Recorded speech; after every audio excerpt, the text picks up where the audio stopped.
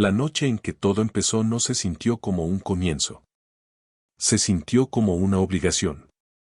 Era la fiesta anual de Navidad de la empresa de Amelie. Ese tipo de evento con diversión obligatoria y aperitivos tibios que nadie realmente quiere. Me rogó que fuera. Dijo que significaría mucho para ella que apareciera. Yo tenía mis dudas. Debería haber confiado en mi instinto. La organizaron en uno de esos lounges modernos en una azotea del centro. De esos donde casi todas las paredes son de vidrio y todos fingen que no hace un frío insoportable porque hay una estufa carísima cada 2 metros. Cuando entramos, el lugar brillaba con luces ámbar suaves y nieve artificial cayendo del techo. La mayoría ya llevaba al menos 2 tragos encima y se reía demasiado fuerte. Emily estaba impresionante esa noche. Un vestido de seda rojo, el cabello recogido con algunos mechones sueltos que parecían casuales, pero perfectamente calculados. La recuerdo retocándose el lápiz labial en el espejo del coche mientras estacionábamos. Festiva, ¿no? Bromeó, guiñándome un ojo. Ella era eléctrica cuando había gente alrededor. Ese era su talento, encantadora, rápida para el chiste, capaz de hacer que todos sintieran que formaban parte de algo especial. En cuanto entramos, se quitó el abrigo, nos consiguió bebidas y desapareció hacia un grupo junto a la chimenea. Todos compañeros de trabajo, todos conocidos. Yo me quedé detrás de ella casi toda la noche, sorbiendo un cóctel de ginebra tibio, sonriendo cuando alguien se presentaba. A nadie le importaba realmente quién era yo. Era el marido de Amelie, y eso bastaba. Unos cuantos apretones de manos, algo de charla superficial. Ella nunca se giró para comprobar si yo seguía allí. Al rato, un tipo de marketing al que nunca había visto pidió atención. Vamos a jugar un juego, anunció, juntando las manos como un monitor de campamento. Es divertido. No sean aburridos. Se suponía que era algo inofensivo. Una ronda de preguntas tontas de fiesta. Ya sabes, de esas que mantienen a la gente bebiendo y lejos de la política. ¿Cuál fue tu primer concierto? ¿Tu película culpable favorita? Entonces el anfitrión sonrió con malicia. A ver esta, si tuvieras que besar a alguien aquí que no fuera tu pareja, ¿a quién elegirías? Risas. Algunos quejidos teatrales. Era el tipo de pregunta hecha para provocar carcajadas y falsa indignación. La mayoría respondió con algo seguro, el bartender, nadie, soy fiel. Pero no Amelie. Ella no dudó. Ni siquiera me miró. Señaló directamente a Tyler. Tyler, el de ventas. El de los dientes perfectos y esa confianza casual que resulta irritante. El mismo que le dio me gusta a 3 selfies seguidas y comentó, siempre brillas al atardecer. El que casualmente coincidió en nuestro restaurante el día de nuestro aniversario, supuestamente porque confundió la reserva con un evento del equipo. Ese Tyler. La vi señalarlo como si fuera un chiste. Sonrisa amplia, voz ligera, los ojos brillando con el efecto del alcohol. Algunos se rieron. Una mujer abrió la boca, sorprendida. Tyler alzó las cejas y, por un segundo, pareció genuinamente halagado. Yo me quedé rígido al borde del grupo, fingiendo que era gracioso. Forcé una risa que sonó extraña en mi garganta. Entonces el anfitrión, ya ebrio de sus propias ideas, volvió a aplaudir. Vamos, que sea divertido. Bésalo, por el ambiente. Algunos vitorearon. Otros miraron incómodos a su alrededor. Era uno de esos momentos que podrían haberse diluido con una broma. Podría haber puesto los ojos en blanco y decir, vamos, estaba bromeando. Pero no lo hizo. Se giró hacia Tyler y lo besó allí mismo, en medio de sus compañeros de trabajo, mientras la música seguía sonando y todos fingían beber como si nada extraordinario acabara de ocurrir. No fue rápido. No fue un chiste. No fue para la galería. Fue lo suficientemente largo para que yo notara cómo inclinaba la cabeza, de esa forma que tiene cuando realmente está metida en ello. Su mano se apoyó en el hombro de él. La de él en su cintura, como si no fuera la primera vez. No respiré. No me moví. Ella no me miró ni una sola vez. Se separaron y el grupo aplaudió con risas nerviosas. Alguien silbó. Una mujer cerca de mí murmuró.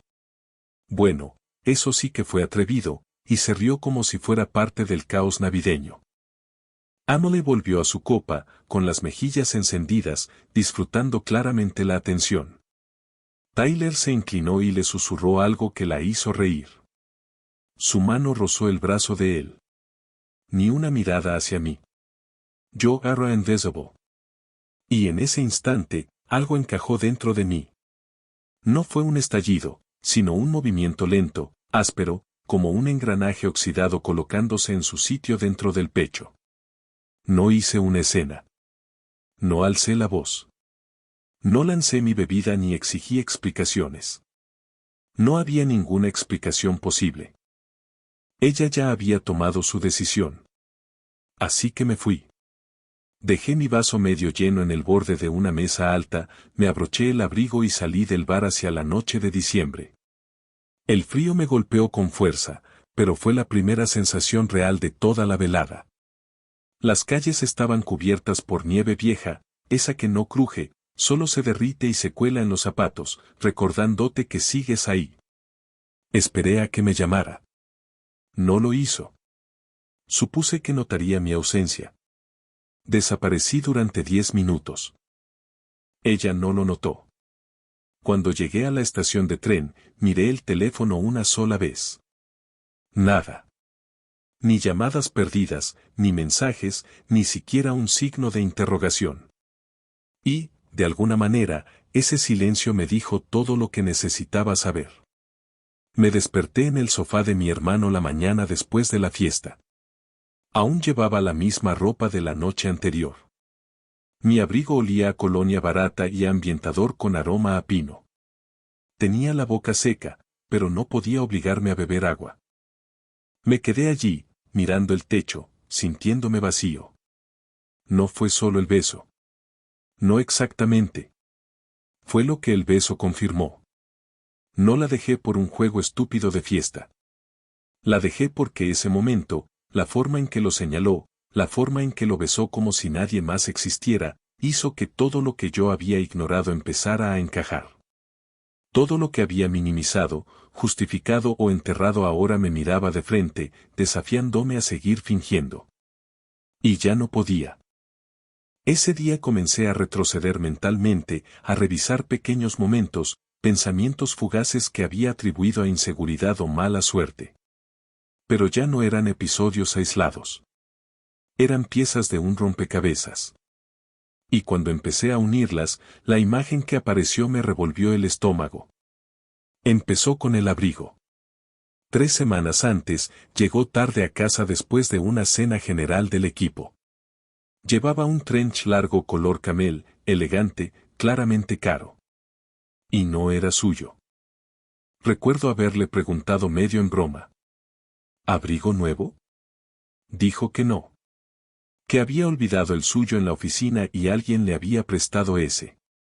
Le creí. Incluso sonreí y dije algo como: «Te queda mejor a ti, de todos modos». Se rió suavemente, se quitó los pendientes y desapareció en el baño.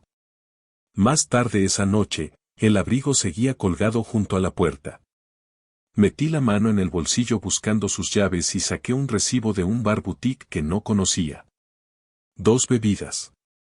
Una flatbread. Y una copa de sangría. Para una sola persona. Ella me había dicho que habían ido a una cervecería con el equipo. Tiré el recibo a la basura. No quería pensar demasiado. Otra pieza. Las reuniones. Durante los 2 meses anteriores, Emily desarrolló una repentina obsesión con videollamadas nocturnas y sesiones creativas fuera de la oficina. Siempre aparecían los miércoles y viernes. Días en los que antes, a las 6 de la tarde, ya estaba en casa con sudadera, en el sofá, bajo una manta viendo repeticiones.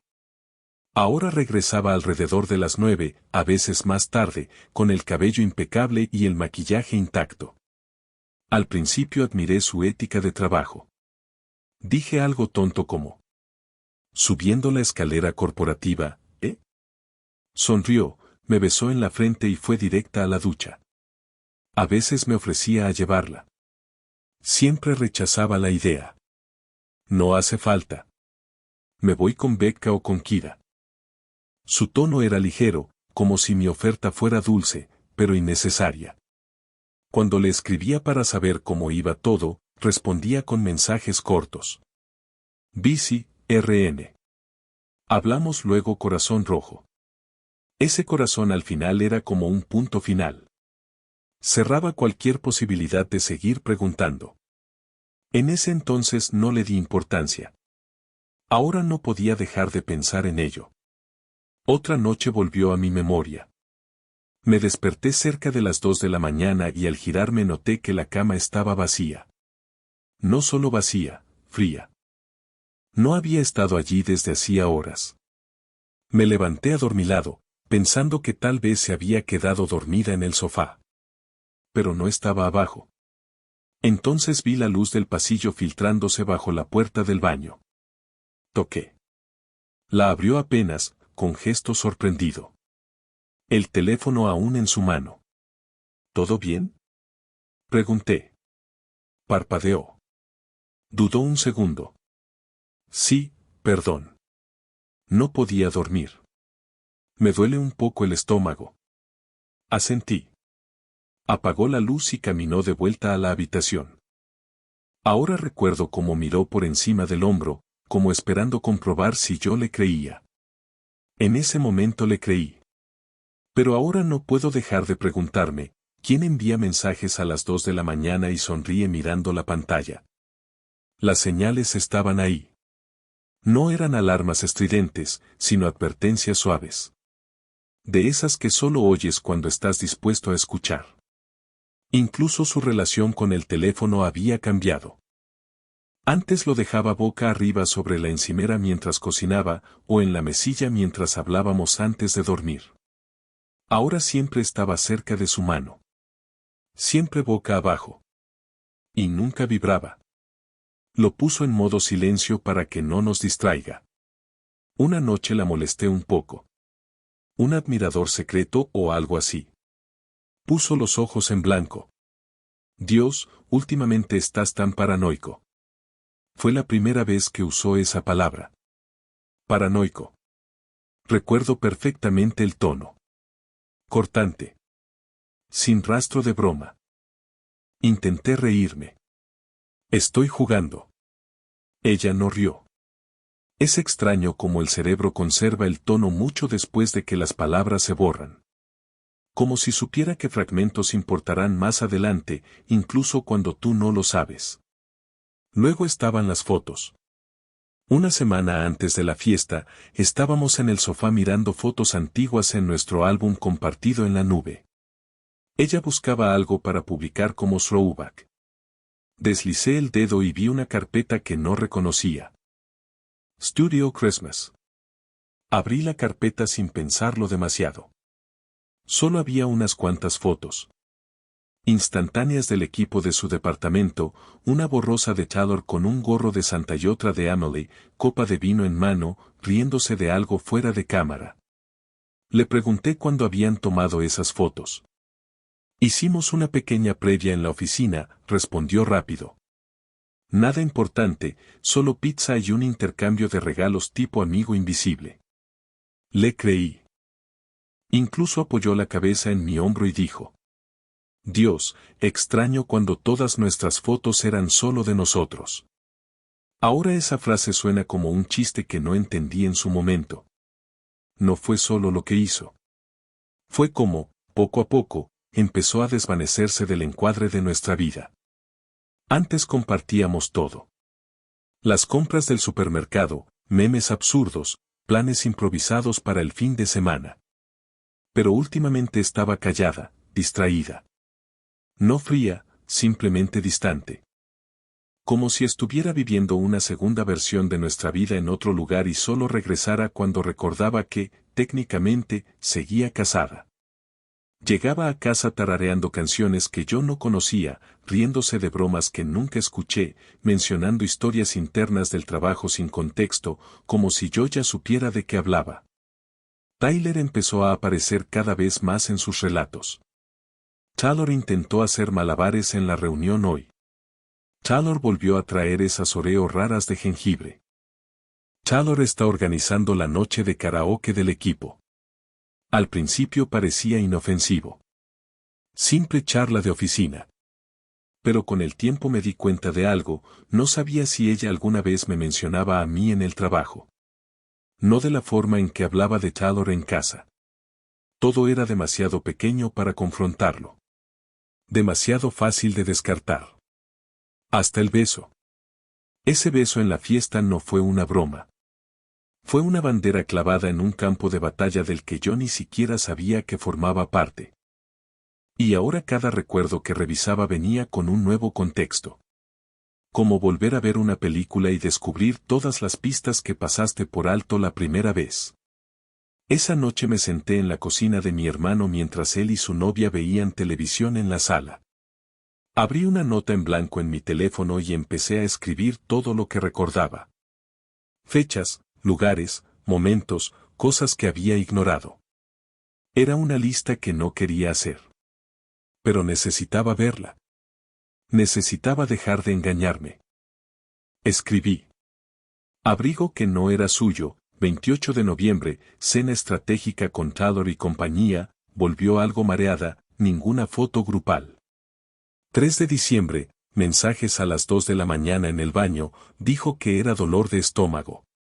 9 de diciembre, carpeta Studio Christmas. 15 de diciembre, ignoró mi llamada durante la noche de karaoke del equipo. 18 de diciembre, cambió el código del teléfono. 20 de diciembre, besó a Taylor en la fiesta. 22 de diciembre. Verlo todo así, enumerado, se sintió distinto. Ya no eran rarezas aisladas. Era un patrón. Una erosión lenta de la confianza, momento inexplicable tras momento inexplicable.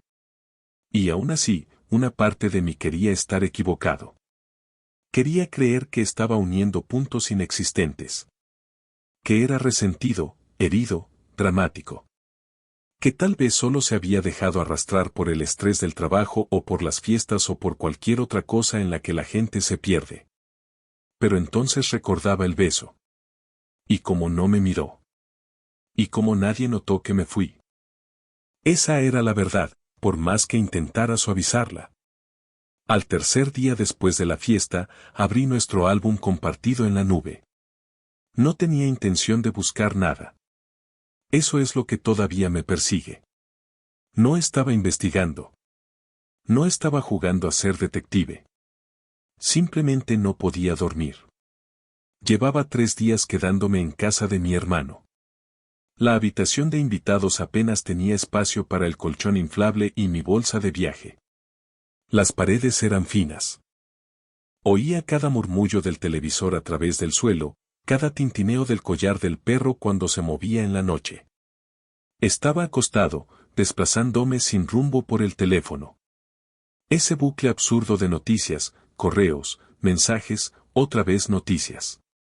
Y entonces mi dedo se detuvo sobre el icono del álbum compartido. Dudé. No lo había abierto desde antes de la fiesta. La idea había sido de ella, una carpeta donde ambos podíamos subir fotos de vacaciones, citas, cumpleaños, momentos aleatorios. Habíamos construido una vida en esa carpeta. Era el mapa visual de nuestro tiempo juntos. Allí iba cuando quería recordar quiénes éramos. Pero esa noche, al tocar el icono, no se sintió como nostalgia. Se sintió como tirar de un hilo suelto, solo para ver que se deshace. Deslicé el dedo pasando por fotos familiares. Nuestro viaje a Sedona, mi cena de cumpleaños, una foto borrosa de nosotros con sudaderas iguales comiendo panqueques a medianoche. Y entonces vi un álbum nuevo que no había notado antes. Christmas After Party, One Glass. Solo el título hizo que algo se tensara en mi pecho. Entré. La primera foto era inocente, Taylor haciendo una mueca a la cámara, con unos cuernos de reno torcidos. La siguiente mostraba a varios del departamento apretados en un selfie demasiado cercano, sosteniendo copas de plástico con champán. Emily estaba en el centro. Mejillas sonrojadas. Sonrisa enorme. Se veía feliz. No fingida. Radiante. Y luego apareció esa foto. Alguien la había tomado desde el otro lado de la sala. Un poco desenfocada, pero lo suficientemente clara. Emily y Taylor estaban de pie junto a la ventana. Muy cerca. Demasiado cerca. Emily y Taylor estaban besándose. No era un beso juguetón, del tipo vamos a escandalizar a los compañeros. No. Era un beso completo. Él tenía una mano en su cadera. Ella le rodeaba el cuello con ambos brazos. Sus cuerpos se inclinaban el uno hacia el otro como si la gravedad hubiera decidido rendirse y dejar que el deseo tomara el control. No había broma en ese beso. No había guiño. No hubo risa después. Solo ellos, congelados en un instante en el que parecía que nadie más existía.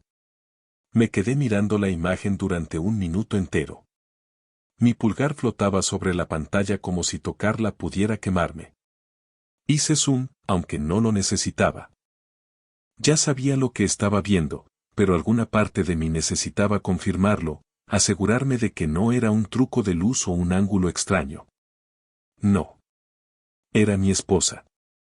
Y era Taylor. El fondo estaba lleno de luces borrosas y compañeros apenas visibles. Esa energía típica de fiesta que permite a la gente fingir que las reglas no aplican por una noche. Seguí deslizando. Otra foto. Esta vez, un selfie tomado por Emily. Estaba sentada en la barra, sosteniendo el teléfono ligeramente por encima de su cabeza. Su sonrisa era suave, no forzada. Y en la esquina inferior del encuadre había una mano. La de Taylor. Se estaban tomando de la mano. No de forma dramática ni exhibicionista. Solo dedos entrelazados descansando sobre la barra, como si fuera algo normal. Como si fuera rutina. Como si ya hubiera ocurrido antes. Sentí como el aire abandonaba mis pulmones, pero seguí desplazándome. Y entonces apareció una captura de pantalla de un chat. No era la conversación completa, solo un mensaje que ella había enviado a alguien llamado Jasper Shaw. Decía: no me importan las consecuencias.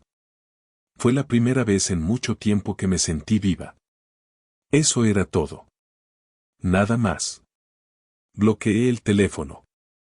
Me senté en la cama. Me quedé inmóvil, mirando el techo. Ella no solo había besado a alguien. Había cruzado una línea hacía tanto tiempo que ya ni siquiera podía verla. Esto no había sido espontáneo. Quizá no el beso en sí, pero sí la emoción.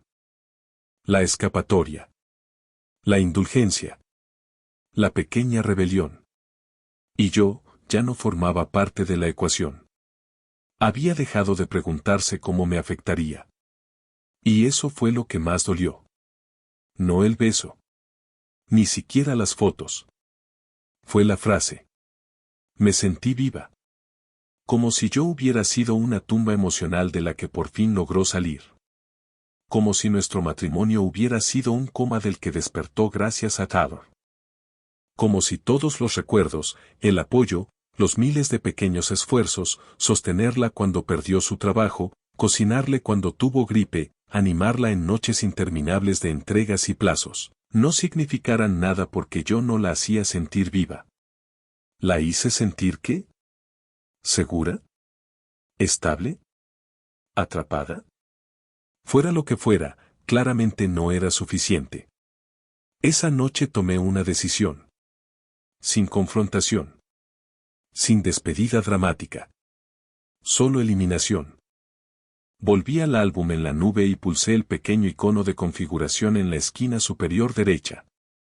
Salir del álbum compartido. Sí. Luego hice algo que aún no había hecho. Abrí la aplicación de notas y escribí una lista. Cuentas bancarias, cambiar contraseñas. Servicios compartidos, eliminar nombre. Almacenamiento en la nube, salir. Contrato de alquiler, revisar. Mudanza, en pequeñas tandas. Sin drama. Solo irse. No quería darle una pelea. No quería convertirme en el villano de su historia. No iba a suplicar, ni gritar, ni llorar frente a ella. No le iba a regalar ese final. A la mañana siguiente me levanté temprano y empaqué lo esencial. Ropa. Portátil. Cargador. Documentos importantes. Una foto nuestra de hace años, antes de que aparecieran las grietas. Todo lo demás podía quedarse. Dejé mis llaves en el gancho junto a la puerta. Me llevé el juego de repuesto a casa de mi hermano y le dije que me quedaría más tiempo del previsto. Escribí al propietario. Pregunté si podíamos revisar el contrato. Dijo que lo hablaríamos. Abrí un apartado postal. Redirigí mi correo. Eliminé mi nombre de todas las cuentas compartidas, Netflix, Spotify, entregas del supermercado. Cualquier cosa que me atara a sus rutinas. Desaparecí en silencio. No intentaba herirla. Solo quería dejar de herirme yo. Y aún así, nada de ella. Ni llamadas. Ni dónde estás. Ni pánico. Ni culpa. O no se había dado cuenta. O lo había hecho y no le importaba. En cualquier caso, yo ya estaba fuera. Fuera del apartamento. Fuera del álbum en la nube. Fuera de la narrativa que estaba escribiendo. Y aunque sentía como si alguien me hubiera vaciado el pecho con una cuchara, también se sentía limpio. Claro. Como si por fin hubiera salido de algo pesado y tóxico y empezara, poco a poco, a respirar de nuevo. Bajé hasta la bahía donde mi hermano solía llevarme a pescar cuando éramos niños y me senté en un banco hasta que el viento me entumeció la cara. El cielo estaba gris. El agua, inmóvil. Mi teléfono vibró en el bolsillo y, por un segundo, pensé, tal vez es ella. No lo era.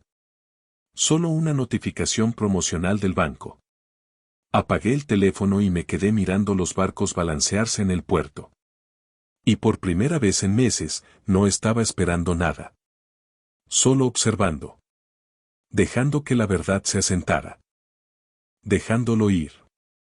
Ella no se dio cuenta de inmediato. Ese detalle duele más de lo que quisiera admitir. Yo ya llevaba fuera casi todo el día. Mi lado del armario vacío. Mi cepillo de dientes desaparecido.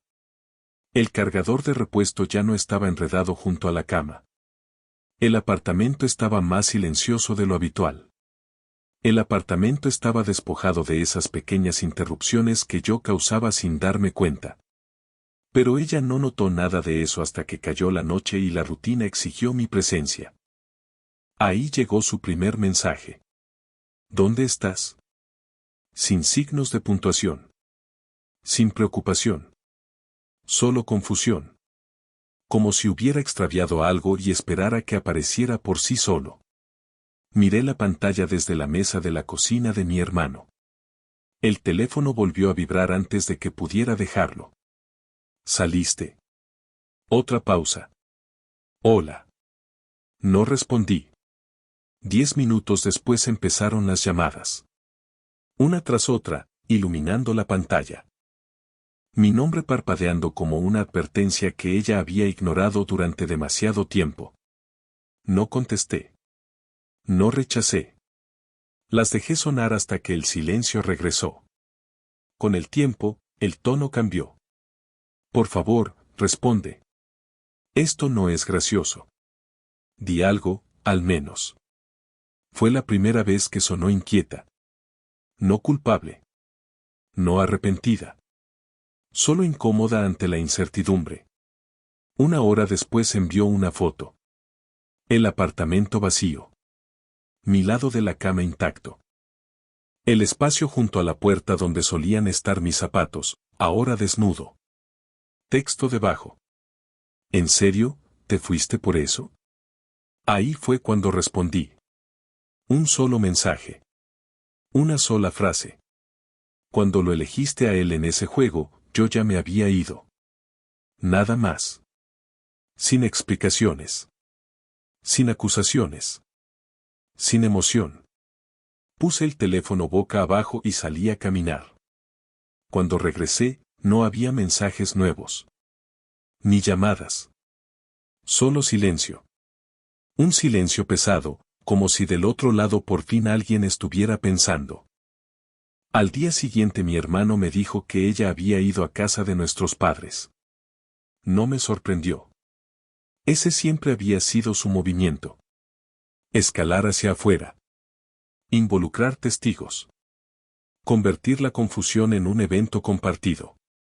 Probablemente pensó que yo habría corrido allí como un niño después de una pelea. No lo hice. Para entonces ya me había ido otra vez.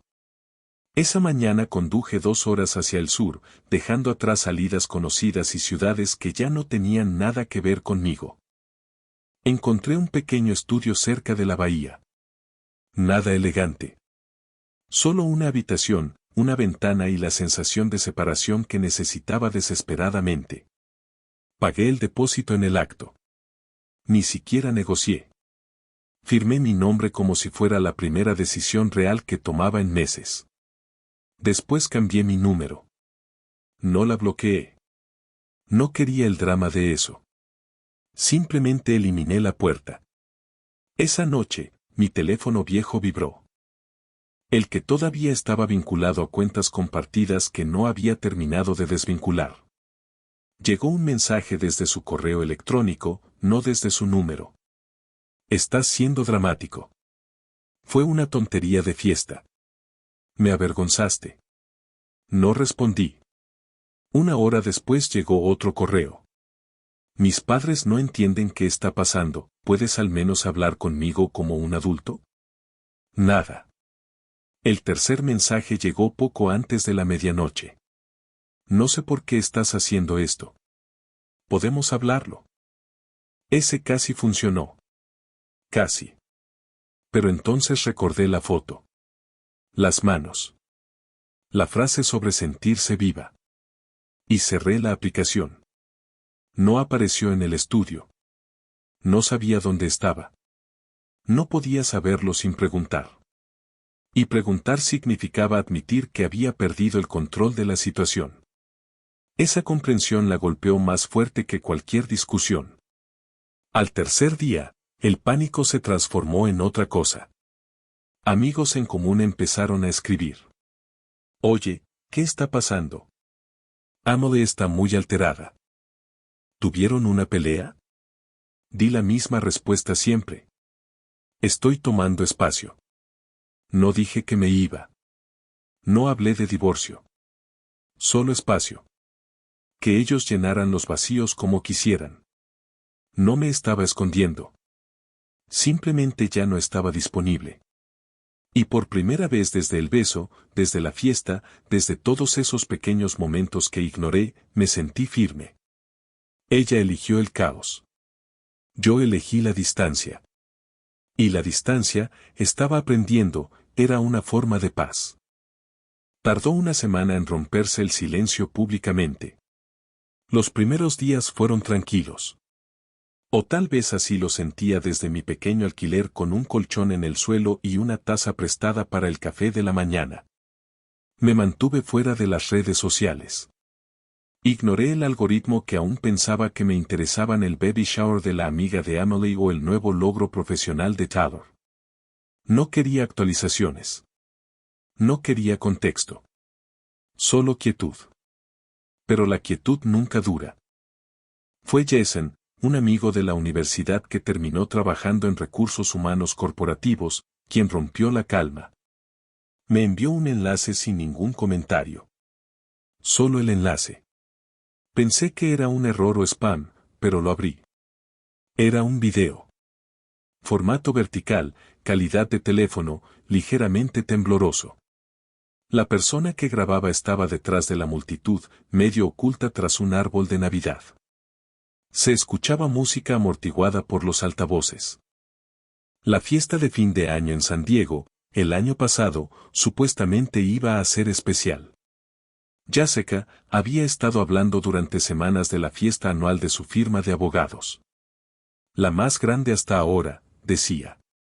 Algunos socios senior volarían desde otras ciudades y Jason, el socio gerente, iba a dar un brindis para celebrar un año récord.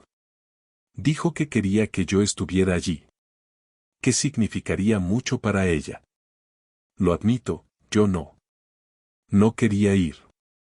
No soy de los que disfrutan socializar con desconocidos ni perderse entre multitudes, pero pensé que, tal vez, podría ser bueno para nosotros.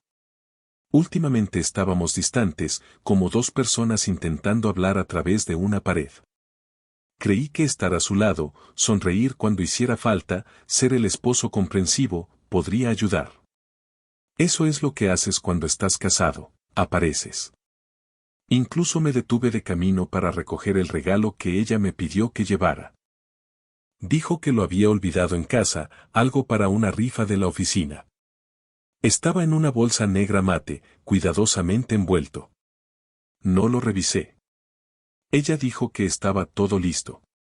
Yo solo hice lo que me pidió. La fiesta se celebraba en un salón de eventos en la azotea, en el centro. Luces colgantes cruzaban el techo, el champán corría como agua y una versión con saxofón de una canción de Maroon 5 sonaba por los altavoces. Todos vestían como si estuvieran audicionando para una portada de revista financiera. Me sentí un poco fuera de lugar con mi blazer azul marino, pero nadie me miró el tiempo suficiente como para que importara. No era uno de ellos. No pertenecía a ese club. Recorrí el salón con la mirada hasta encontrarla casi de inmediato. Estaba